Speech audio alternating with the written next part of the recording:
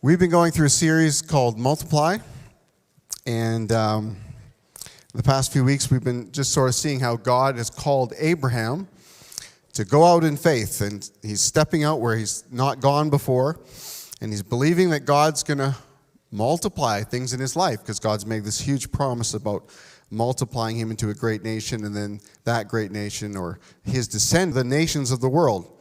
And that's partially fulfilled in what Jesus accomplished through his death, burial, and resurrection. And at the same time, it's yet to be fulfilled.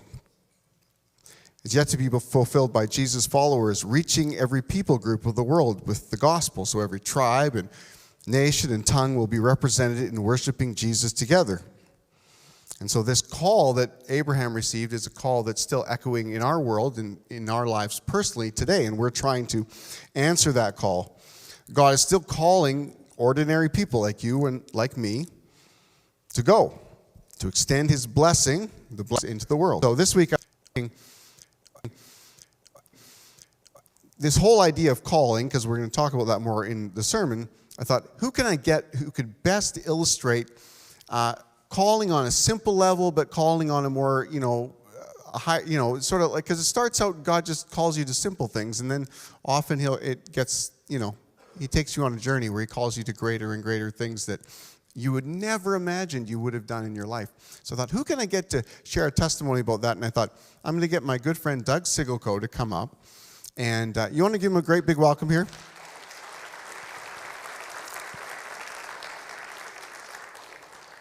And I'm going to get him just to share a few anecdotes of sensing the call of God and responding to them. And then I'll come back and preach. Thank you, Pastor Steve. He has good plans for you. Do you believe that? We sang it, but do you believe it? He has good plans for you. I had to see a doctor one time, and a young guy, and he was asking me all these questions. Do you drink? Do you smoke? Do you do this? And he looks at me, he says, what do you do for fun? I said, I'm a pastor. I can't have fun. And then I laughed, and I said, I've had the most fabulous life you can imagine, because he has good plans for us. Now, the calling, where does your calling start? My calling started over 60 years ago, and my first ministry was to get up a little early. As a teenager, that was a real sacrifice. Get a little early on Sunday mornings and take my Volkswagen Bug down to the other side of town and pick up a family of 6 kids. Their parents wouldn't come, but the kids could come, and I'd pick them up. We'd put them in the Volkswagen, no seat belts. You'd have them stuffed behind the back seat, and all 7 of us in the little car, and I'd bring them to church. That was my ministry. That's where my ministry started. We got to be faithful wherever we can. That was the beginning. After that, I had a powerful encounter with God one Sunday evening, and he asked me, I didn't hear his voice, but in there he said, will you serve me? And I said, sure, Lord, whatever you want. Whatever you want. I think that's a step all of us need to take, because he has a plan for every one of us, and you got to get to that point where you say, what do you want of me, Lord? Whatever. And I was off in Bible college, and then I found out something. The Lord uses some of the talents that he's given you. So use your talents. If you want to be in ministry, start using your talents. I found out I could tell stories to children, and I started doing children's, between my Bible school terms, I would go off into, did kids crusades. I went to Bible camps and taught kids, and just loved it. I traveled all the way from Brandon to Penticton to Assiniboia to Hudson's Bay, holding children's crusades in those days. And then the Lord led me into youth ministry. But you got to be willing. Sometimes we can get preconceived ideas that, I don't know if I could do that. That's going to be too hard. My wife and I were dating a long time ago. And I asked her a question. I said, what do you think would be the best thing to have between a newly married couple and their parents? And she said, I don't know. I said, 500 miles. Just happened. I didn't plan this, but it just happened. The last Sunday of our honeymoon, She sang, and I spoke in the church in Melfort, 500 miles from Winnipeg.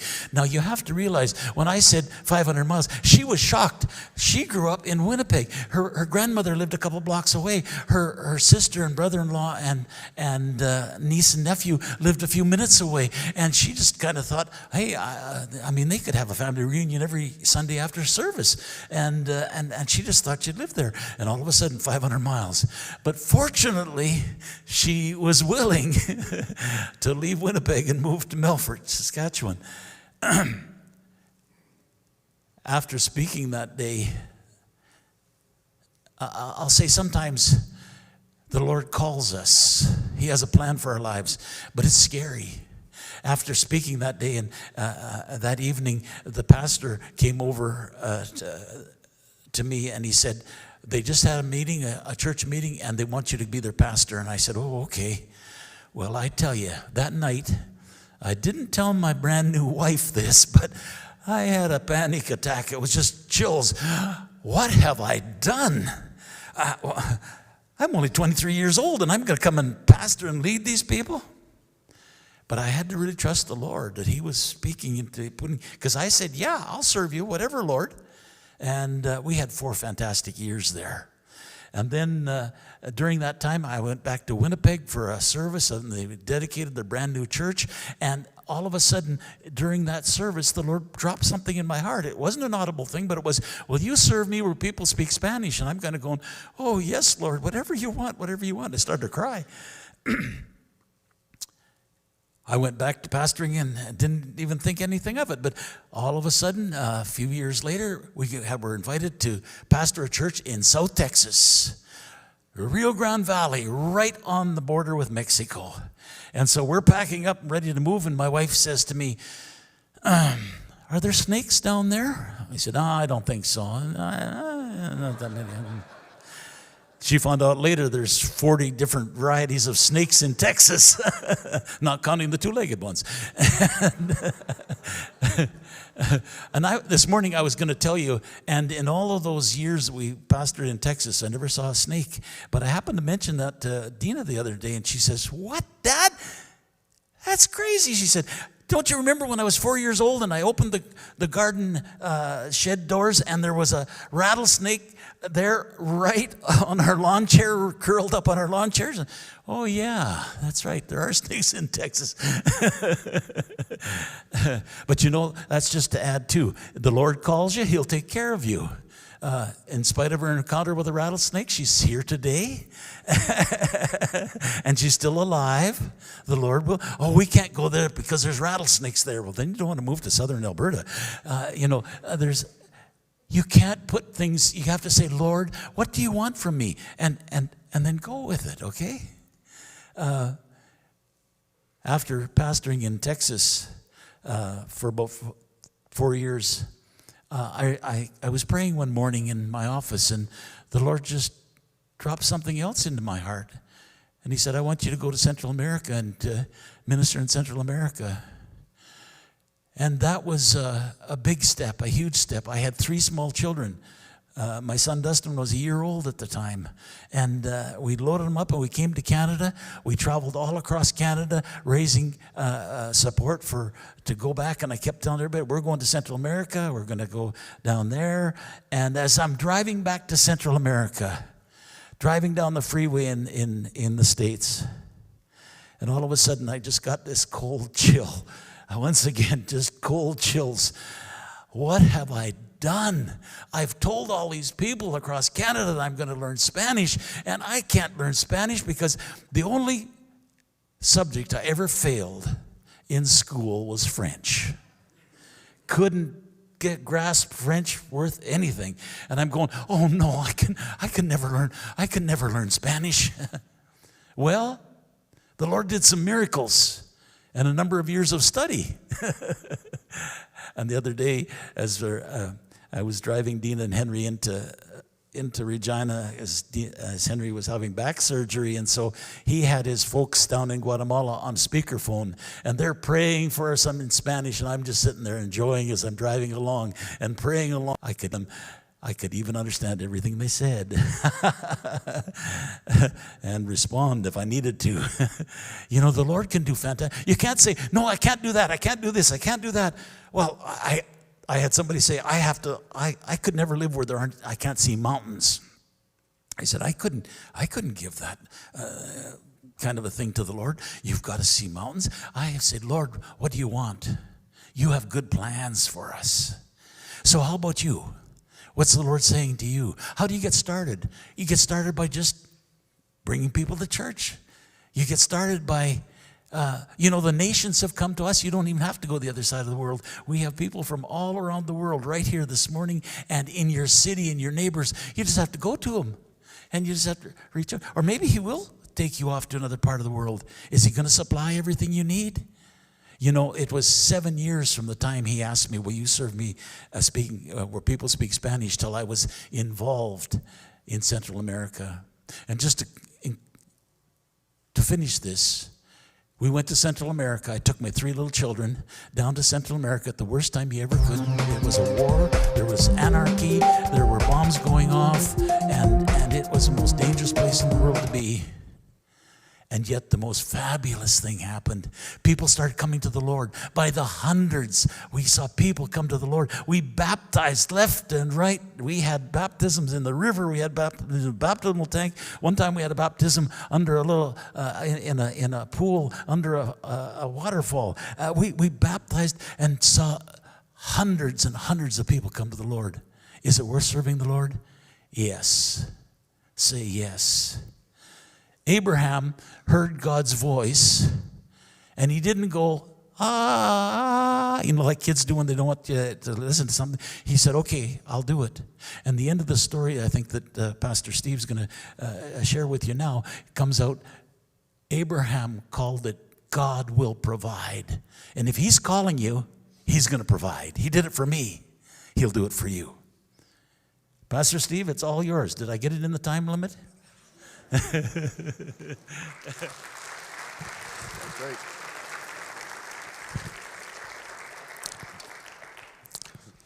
You nailed it. That's great. Thank you so much for sharing just a few different snapshots of what it looks like to say yes to God's call in your life. You know, I've had a few different groups I've been thinking about that I think God may be wanting to nudge, and so I'll just list a few of the ones that I'm thinking about. Students. You know, students who are taking business or teaching or nursing. You know, you can do those things anywhere. Maybe you should ask God where He wants to expand His kingdom through you, and go do what you can do there. Go take that career and take it to a place where God can use you to expand His kingdom. Some of you, you're neck deep in your career right now. But God may be calling you to a greater level of spiritual leadership where you are right now in your career. He'll open up doors of influence that maybe you didn't see, and He'll call you to take a step of faith. I think of my own generation, the Gen Xers. I always joke about Gen Xers because we're such a tiny generation. I often say, both of us are trying really hard to make up for the fact the boomers are retiring. So if you're a Gen Xer, I know some of my friends who are Gen Xers, they're considering their second act. They've been in a career for a long time, and they're asking God for a new season. And I'm believing that it could be a new season of purpose for Gen Xers. For boomers, either you're near or in retirement, why not re-enlist? You know, my uncle Phil Molberg, he was an influential teacher, and he led some students to the Christ throughout his years as a teacher.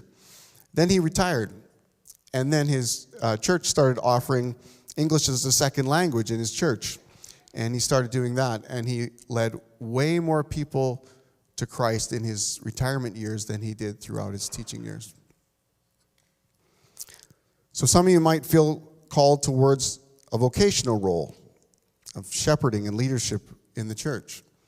Or some of you might feel called towards a co-vocational role. You're still going to continue in your job or your career, but you feel like you're still called to serve the church in a leadership capacity. Some of you might feel called to start working in a ministry right here at Hillcrest, a ministry that directly disciples people. So it's a children's ministry, youth ministry, women or men's ministry, leading a life group.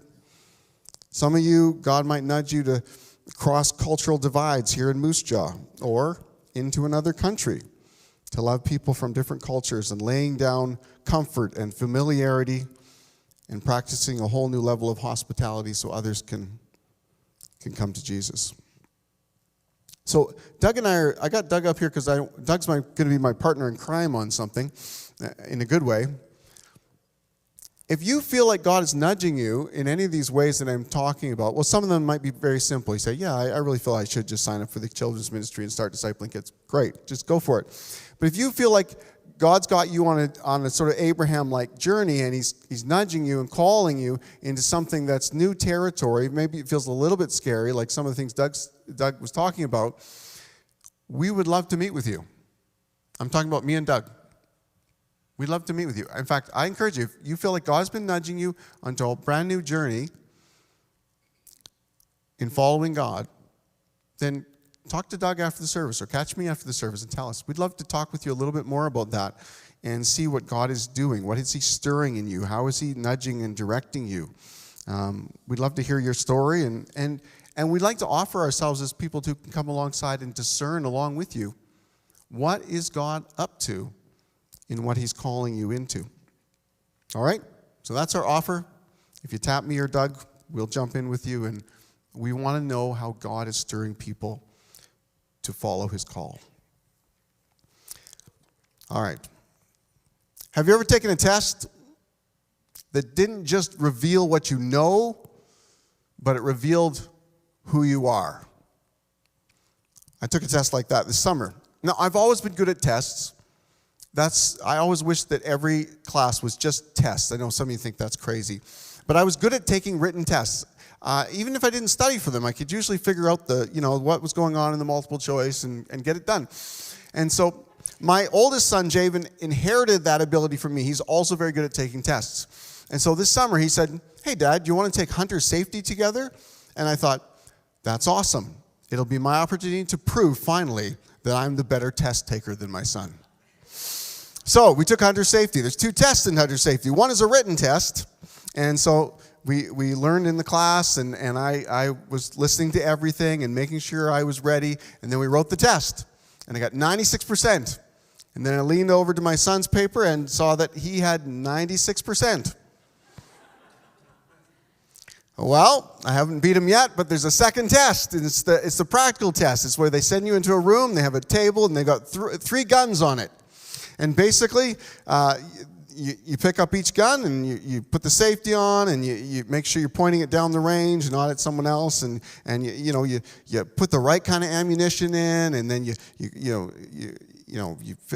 got the bullets in the chamber, and then you take sort of a shooting stance, and then you put it down and you empty out the ammo, check the barrel, check the chamber, and whatever. You do that with 3 different guns. And I was nailing it. I was in there in the room, and I was nailing it until I got to my shooting stance on one of the guns. And at that moment, my finger betrayed me. Because you're supposed to have your finger on the side of your gun like this. And as I went into my shooting stance, my finger migrated down to the trigger. Now, these aren't loaded guns, so you can quit gasping. I mean, I like the effect, but it's not that dangerous. Anyhow, so it went down to the trigger. And I blame 15 years of youth ministry, because I played so much laser tag during this time. I just got an itchy trigger finger, and anyhow, it went down, and when it was all said and done, the instructor said, well, you got 98% because you lost 2 marks for touching the trigger with your finger. And I was like, oh, I can't believe I did that. But I thought, 98, good enough. So I walked back into the room, and my son hadn't gone out for his practical yet, and he goes, how'd it go?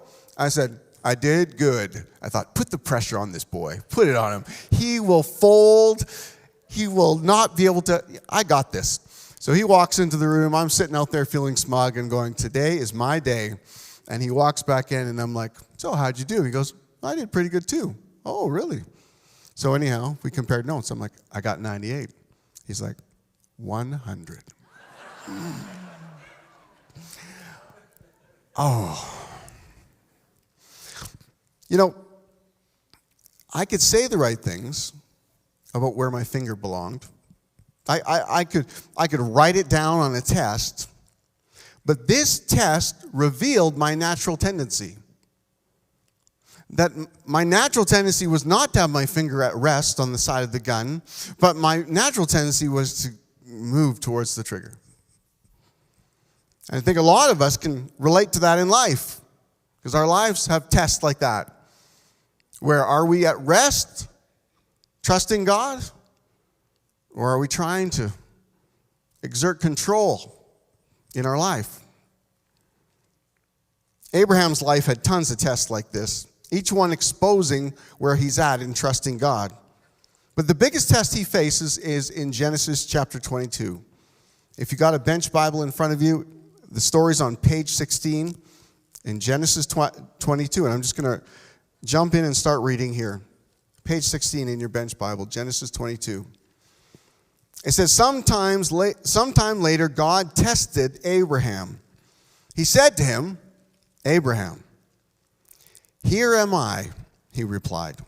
Then God said, take your son, your only son, whom you love, Isaac, and go to the region of Moriah. Sacrifice him there as a burnt offering on the mountain I will show you. Now, there's different people on the internet, they'll say, oh, how could you serve this bloodthirsty God who wants a man to sacrifice his own child? And, how could you worship someone like that? He's just terrible. He's the worst. Here's the thing. I want to give you one sentence that will help you as we read this story. And I think it's the one I always say every time I read this story to help me to realize what's going on.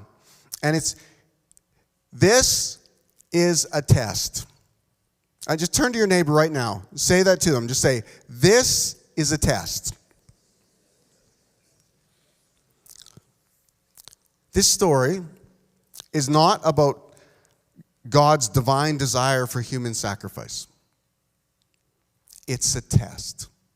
It's a test. Now, how do we know it's a test? Well, you could read the rest of the Bible. Deuteronomy 12:31 says, this is what God thinks about human sacrifice. You must not worship the Lord your God in their way, that's the nations around Israel, because in worshiping their gods, they do all kinds of detestable things the Lord hates. They even burn their sons and daughters in the fire as sacrifices to their gods.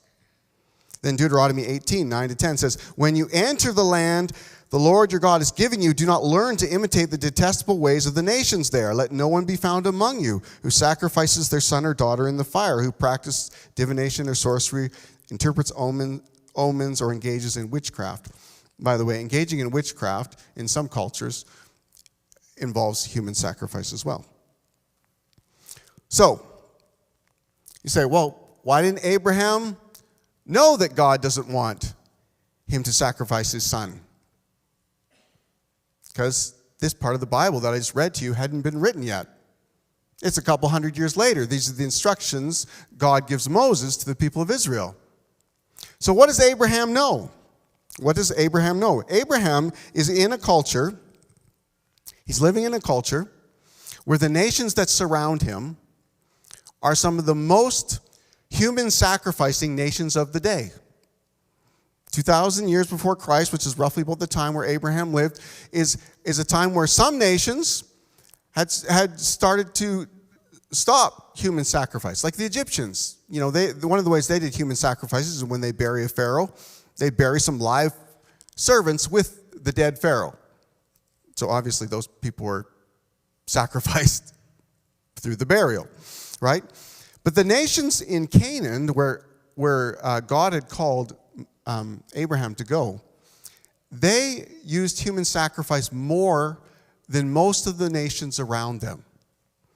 Like, I think as Canadians, or, living in this day and age, we have a hard time sort of getting our head around human sacrifice.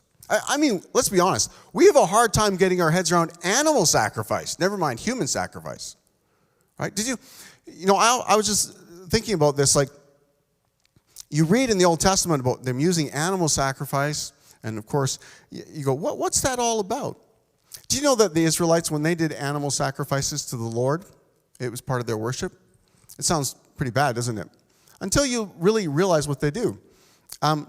Most of the animal sacrifices were like a worshipful barbecue. Did you know that? Most of them were. There's several types of animal sacrifices. There's a peace or fellowship offering, and basically that would, when you did that, then you have an animal. It would be cooked on the altar, and then the people would eat it,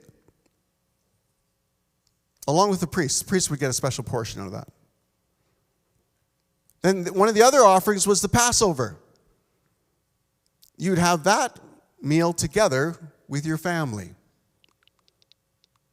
And then there were sin offerings. And sin offerings, those ones would be eaten by the priests. So sometimes we think of it this way. It's just like, oh man, they're just killing animals willy-nilly. Think of a culture where they get up early on festival days and they start a fire, and then they take an animal, like maybe a large bird or a pig, and they cook it for hours.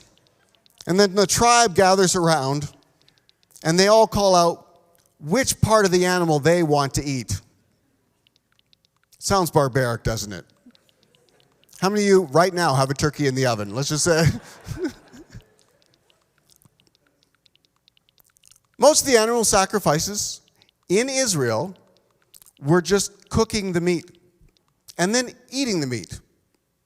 Now, there was an exception. The exception was the burnt sacrifice. The burnt sacrifice. The burnt sacrifice was different in the way that it was like that animal wasn't just cooked to eat. It was burnt. It was burnt. I hope you don't have a burnt sacrifice this afternoon. I hope your turkey is fine. Just depends on how long the preacher goes. But that one was different.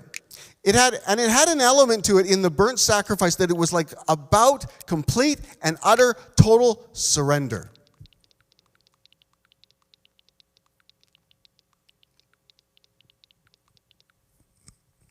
Now, what about animal sacrifice? I mean, what about human sacrifice? Where does that fit in? Again, I said the nations around, animal sacrifice in the nations around was used to appease the gods. The gods, the idols that they worshiped, they were always angry and needed to be appeased, or you'd get judgment upon. And so you'd use an animal sacrifice to appease the gods in the nations around Israel. But if it was really serious, you would turn to human sacrifice. It was like the nuclear option with sacrifices. So when would you use that? Well, in some of the nations around, you'd use it when there's a famine, so that the crops would do well. Or you do it when you're building a temple or something, or some big momentous event. Or you're going to war. Then the nations around Israel, what they would do is they would sacrifice sons and daughters. Most often, sons. Most often, firstborn sons. So now here's the interesting thing about this test that God has for Abraham. When he says, I want you to take your son, the son that you love, your one and only son, Isaac. I love the descriptiveness of how he just keeps going again and again, how precious this son is. I want you to take him, and I want you to offer him as a sacrifice on a mountain I will show you. Abraham is thinking, oh, the God that I serve in this way is like the other gods that other people serve. This is the startling thing about the story, I think, for me, is that this request is not super strange to Abraham. Now, there's an element that's super strange because Isaac is supposed to be the child of promise who through him, God's going to create a nation, and through that nation, God's going to bless the world. Which, of course, we know is referring to Jesus, right? The descendants of Abraham would Jesus would come on the scene, and Jesus, through what he's done on the cross for us, that would be the blessing of the world. But so this was some confusion for Abraham, where it's like, wait, you've given me this child.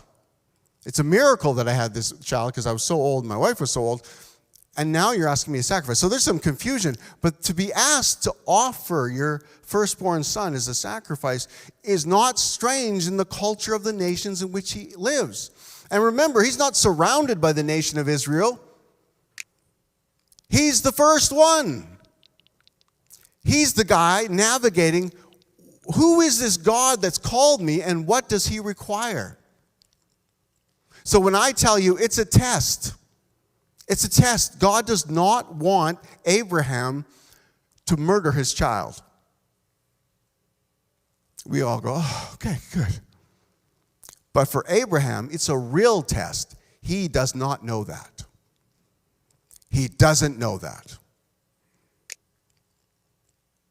And you wouldn't either. If you lived in that day, you wouldn't either. And so, when he says, here I am, oh man, that's not just to say, that's not, here I am. He's not just saying, oh, this is where I am, God. This is my GPS location.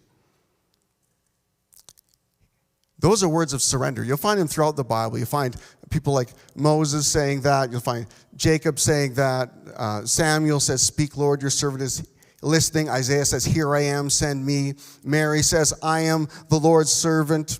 And Jesus, in the book of Hebrews, says, here I am, I've come to do your will, my God. Or what he says in the garden, not my will, but yours be done. Here I am is not a statement of location, it's a statement of surrender. I'm here, I'm ready to do what you command. And so here it says, in verse 3, it says, early the next morning, Abraham got up and loaded his donkey. He took with him 2 of his servants and his son Isaac. And when he had cut enough wood for the burnt offering, he set out for the place God had told him about. On the 3rd day, Abraham looked up and saw the place in the distance. He said to his servants, stay here with the donkey while I go up, and the boy and I go over there. We will worship, and then we will come back to you. I've been wondering about this statement, we will worship, and then we will come back to you. Is this a statement of faith? That we're both going to come back? Or is he just simply covering up what he's about to do? Take his son's life. Hebrews 11:19, I think, is really great. Gives us a bit of a hint. It says in Hebrews 11:19, Abraham reasoned that God could even raise the dead. So according to that, I think he believes he really is going to kill his son. But that somehow God will provide a way that the promise that he gave him long ago could still be fulfilled. That somehow he's going to get Isaac back from the dead. He doesn't know how God is going to fulfill the promise, but I believe he's still trusting that God will fulfill the promise. So verse 6 says, Abraham took the wood for the burnt offering, and he placed it on his son Isaac, and he himself carried the fire and the knife. And as the 2 of them went on together, Isaac spoke up and said to his father Abraham, Father? Yes, my son, Abraham replied. The fire and the wood are here, Isaac said, but where is the lamb for the burnt offering? And Abraham answered, God himself will provide the lamb for the burnt offering, my son. And the 2 of them went on together. Now, if I'm not sure about, we're going to go up and worship and we're going to come back, if that was a statement of faith, I'm very confident that this one is. God will provide. And it's not a naive statement coming from the mouth of Abraham. He has lots of experience in God providing. For example, God provided him a calling on his life and a promise in Genesis 12:1-3. This is sort of how it all got started. The Lord said to Abraham, go from your country, your people, and your father's household to the land I will show you. I'll make you into a great nation, and I will bless you. I'll make your name great, and you will be a blessing. I will bless those who bless you, and whoever curses you, I'll curse. And all the peoples on earth will be blessed through you. So God provided a promise and a purpose and a calling. God provided him protection. Abraham acted 2 times out of unbelief to protect himself, because his wife was attractive, he was worried that Pharaoh in one case, and I think it's Abimelech in the other case, two different kings, would look at his wife and say, man, I want her in my harem, and I'm just got to kill Abraham to get him. And so he, out of self-protection, said to Sarah, just tell them you're my sister. And she did. And lo and behold, both of these men swept her up into their harem. And God had to protect Sarah in both of those situations, which he did. Can you imagine? Both these ones lived to over 100, right? Can you imagine living 100 years and your wife saying, Abraham, remember the time you said I should just say, I'm your sister? Yes, dear. Well, thank the Lord for his protection. Yes, dear. He provided peace. Lot and Abimelech and land disputes and with family and neighbors. That's in Genesis 13 and verse 20 and chapter 21 as well. He provided him power. He was the underdog in a battle to rescue Lot and many others. He had 318 men, and he's fighting 4 kings and their armies, and they won. God provided him with presence. The covenant, we talked about the covenant that God made, the one-sided covenant where God was the only one who walked between the slain animals. In other words, saying God was taking responsibility for both sides of the covenant. That he was guaranteeing that this unbreakable covenant would come to pass, that God was going to bless like he promised Abraham and his descendants, and through his descendants, ultimately Jesus, the world. God provided patience and mercy in that whole Hagar-Ishmael story, where Sarah and Abraham sort of ran ahead of God, not trusting that he would allow them to have a child, instead have a child through the maidservant Hagar, and that led to Ishmael and all sorts of stuff. And God poured grace all over that scenario for Abraham, for Sarah, for Hagar, and for Ishmael. And then God fulfilled his promise, and Isaac was born. The miracle child was born. So what drove Abraham up the mountain was not the strength of his character, but it's what he knew about God's goodness from experience. He'd been tested many times in his life, and his trust in God's goodness had grown through all of those tests. Isaiah 40:30-31 tells us this: even youths grow tired and weary, and young men stumble and fall. But those who hope in the Lord will renew their strength. And that's what Abraham had. He had a hope in the Lord. It enabled him to take this journey. I got three takeaways today. I'll just give you the first one and two pretty quick together here. First one is surrendering, because that's what we're talking about today. Surrendering means trusting God's character. So Abraham tells Isaac, God himself will provide the lamb. That's trust that's been formed by history, by his history with God. And of course, Hebrews 11, which says, he reasoned that God could raise the dead. Again, that's trust. Not because he necessarily seen God raise the dead, but just because he's seen God provide in all these different ways.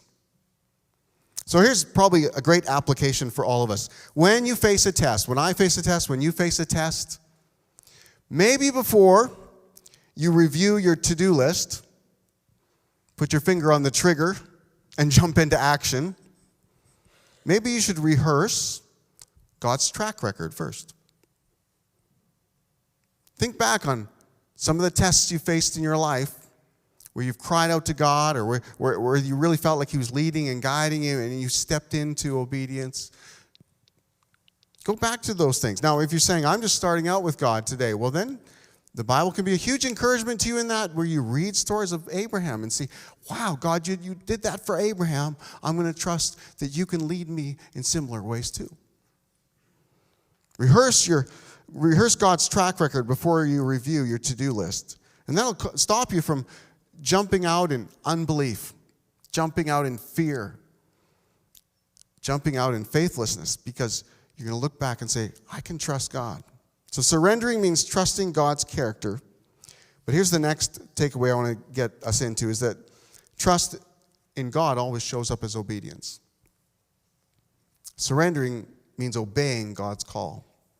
Verse 9 says, when they reached the place God told him about, Abraham built an altar there and arranged the wood on it. He bound his son Isaac and laid him on the altar on top of the wood. This is a mystery to a lot of people. Like, how would Isaac have even gone along with this? I mean, his dad's really old, and he's probably 15 at least. You think he could overpower his dad or run away from his dad?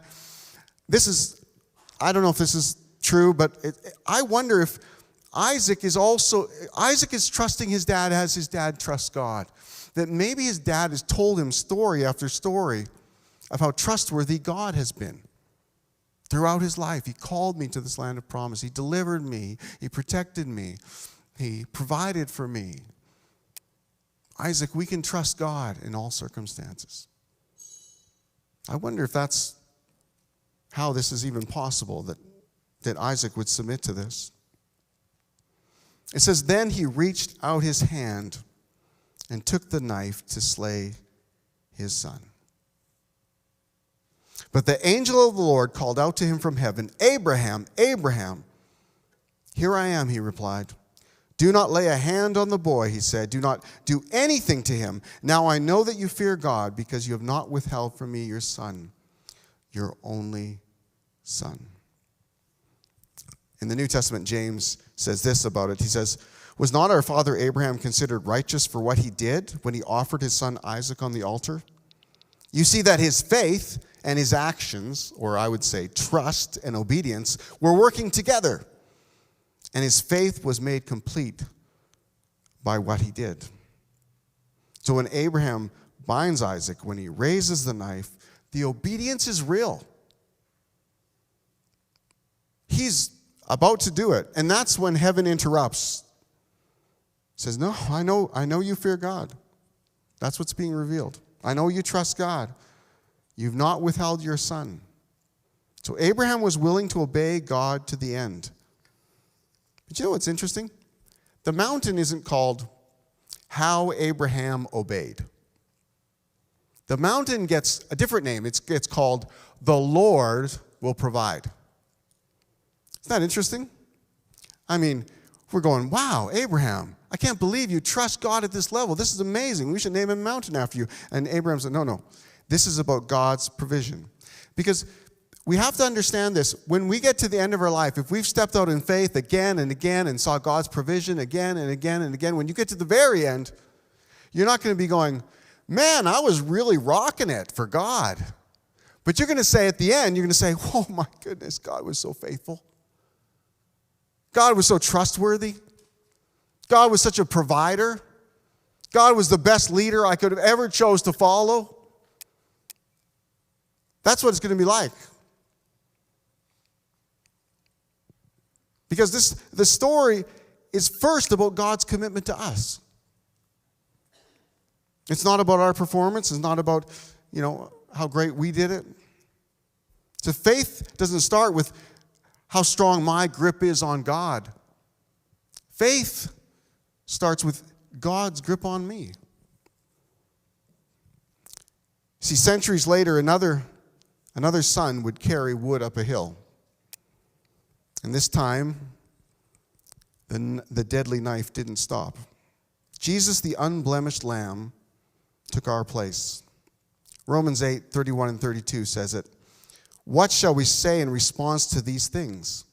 If God is for us, who can be against us? He who did not spare his own son, but gave him up for us all, how will he not also, along with him, graciously give us all things? So the simple understanding there is that if God the Father gave us Jesus, and Jesus obediently came and was that son, for God so loved the world, that he gave his only begotten son, that whosoever believes in him will not perish, but have everlasting life. If God did that,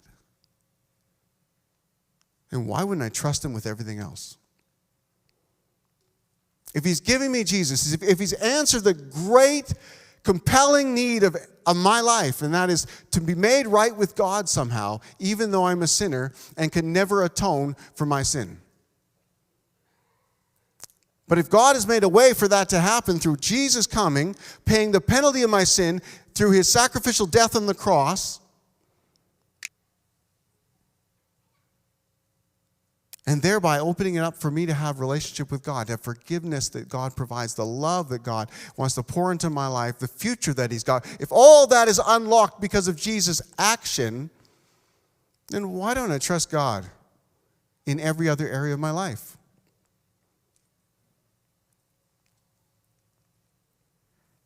This is why we can surrender to God. This is why we can trust God at that level, because God did not withhold his Son from us. Okay, I want you to say this to your neighbor. If God didn't withhold his Son, why am I withholding anything from him?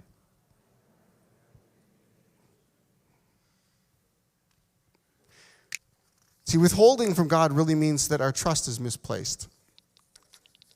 Withholding says, what it does is that when we hold something back from God, it's sort of saying, God, I believe in you, but I'm not really sure I can rely on you in this area.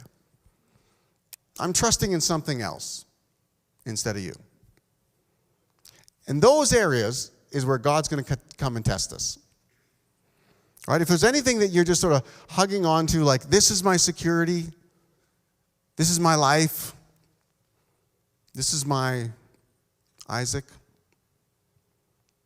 he's going to come along and he's going to test you in that area. He's going to press on those exact areas, not to take it from you, but to free you from trusting in something that's unworthy of your trust. I love also in the book of Hebrews, there's just this verse that basically says, everything that can be shaken will be shaken, so that only the unshakable remains. So whatever you're trusting in, your money, your career, your network, your good looks and charm, they're all shakeable. They're all changeable. They're all removable. But one thing that's unshaken and that cannot be shaken is God. And trusting in his goodness towards us, in his intentions towards us are made very clear by Christ on the cross.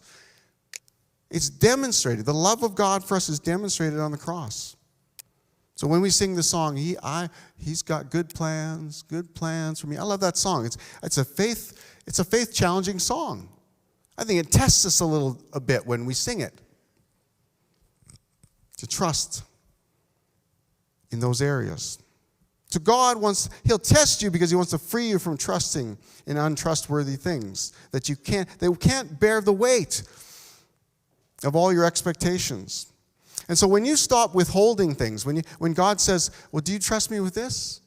Will you trust me with this? Will you trust me with this? And eventually you get to the most precious things that you love in your life. And you say, will you trust me with this? Like Abraham being asked, will you trust me with your son, your only son, the son whom you love, Isaac?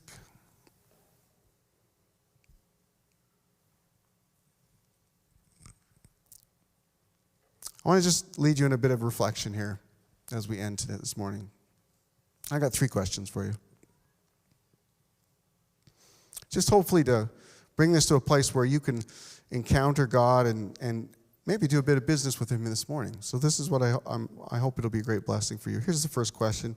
What's the one thing I hesitate to hand over to God? Or what's the one thing I'm hesitating to hand over to God right now?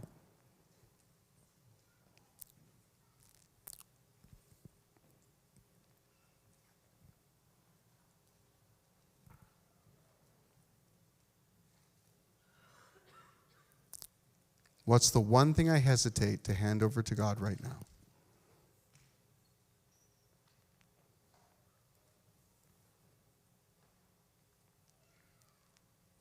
Maybe it's an area of control. Maybe it's a relationship. Maybe it's a struggle or I don't know, it's different for everybody, but what's the one thing that I hesitate to hand over to God right now?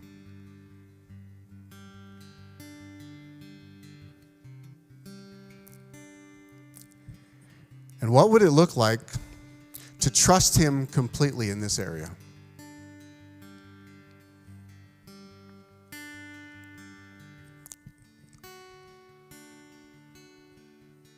What would it look like to trust him completely in this?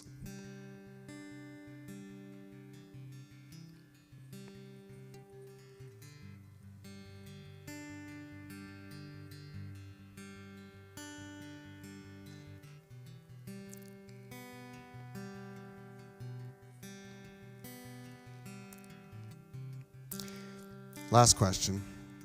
If I offer it to God, if I lay it down, if I present it to him and say, God, I'm trusting you in this area, as opposed to trying to control it or withhold it from you. If I lay it down, if I offer it to God, what might God multiply in its place?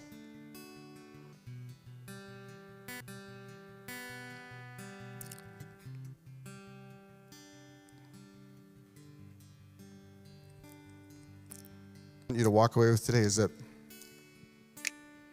when you stop withholding something from God, that's when he starts to multiply. That's when he starts to do a multiplication work in your life, because you say, I'm not holding it back from you. Just like God commended Abraham. You didn't withhold your son. You didn't withhold even the most precious thing from me. And then you know what God does at the very end? He comes in and he reaffirms again the promise that Abraham has. At this point in life, Abraham has one son and he has access to one well in Canaan. That's all he has. And God comes in gangbusters and just says, everything I've promised you, I'm going to give you. And he even makes it more intense, the promise that he has. He throws out even more metaphors. It's not just stars in the sky. It's sands on the seashore. Your descendants are going to be. And it's not just talking about the nation of Israel. It's talking about you and me, people who would come to trust in this God just like Abraham came to trust. People of faith are the descendants of Abraham.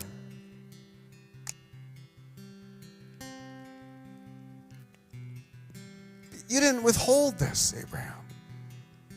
Oh, do I have blessing for your life? Oh, do I have so much more? Oh, the promise is still the same.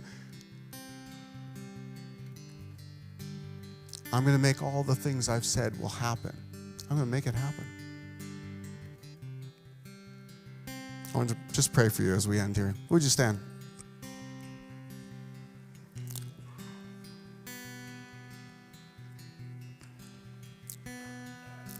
All right, let's just do this. You might hate it, you might love it, and God might use it. That's what I'm hoping for. Hold out your hand.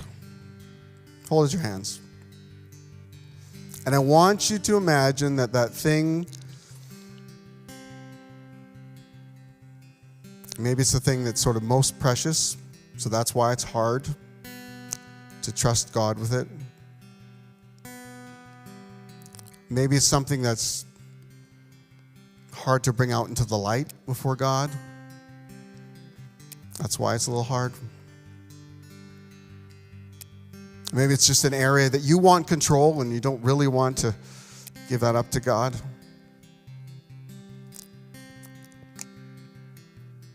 So I want you now to take your open palms and I want you to put your hand around it.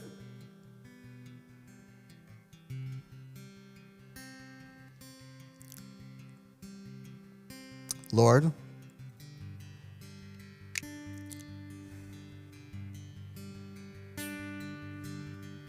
you're the God of great blessing.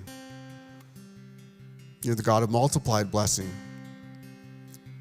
And everything we offer you in faith and surrender, you have the ability to turn into blessing, multiplied blessing.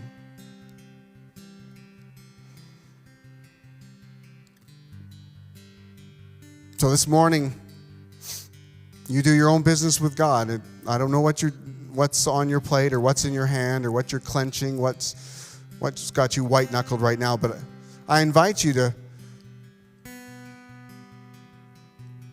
release it. I invite you to release it. Not just an act of going through the motions, but in your heart to say, God, I'm trusting you. And maybe for some of you can say, I don't even know how to do that. I don't even know how to trust God in this area. Well, then ask him to help you. There's a guy in the New Testament runs into Jesus and he says, I believe, but help my unbelief. And that might be where you're at right now. We say, I do believe, but I don't believe like Abraham. I don't believe. Well, God's taking you through a time of testing, and cry out to God in your unbelief.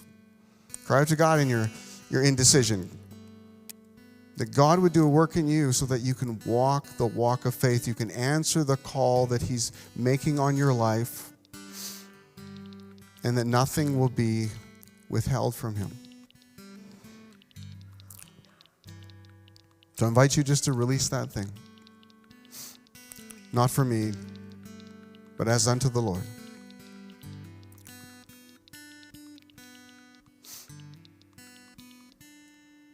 God, I thank you for your incredible promises in your word. I thank you that those who hope in the Lord will have their strength renewed. Lord, you haven't called us to live life in the natural. You've called us to live life with a supernatural dynamic at the core of it all, and that's relationship with you, trusting in you, obeying you, walking with you, and experiencing what only you can do. So we look to you. You're the Alpha and the Omega. You started us on this journey of faith, and you want to bring it to a great completion. You started Abraham on a journey of faith, and you brought it to a great completion. And you're still bringing it to a great completion, and we're in partnership with that great promise that you gave him, that you're going to bless the nations through those who have their faith in Jesus Christ. And so now, that's us. Thank you that you want to use us. Thank you that you want to partner with us and that you want to take us on an Abraham-like journey with you. So, Lord, we just look to you. We say along with the psalmist, 'tis so sweet to trust in Jesus, just to take him at his word. So in Jesus' name, we look to you. Lead us, guide us. Be our provider. Be the one we look to. And multiply us. In the name of Jesus we pray. Well, let's worship our Lord.